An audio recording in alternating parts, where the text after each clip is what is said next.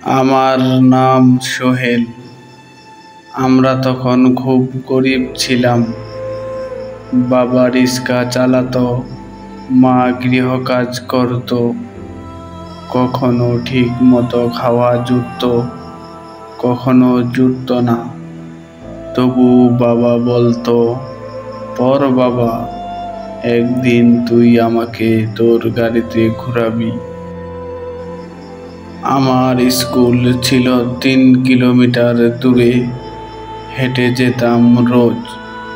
পায়ে স্যান্ডেল থাকতো না, জামা কাপড় ছেঁড়া থাকতো, কিন্তু চোখে ছিল স্বপ্ন, বড় হব। অনেকেই হাসতো, বলতো, রিক্সাওয়ালার ছেলে কি আর অফিসার হবে? কেউ পাত্তা দিত না। তবুও আমি পড়তাম, বাজারে কাজ করতাম, টিউশন করতাম, দিনে রোদে ঘুরতাম, রাত জেগে পড়তাম।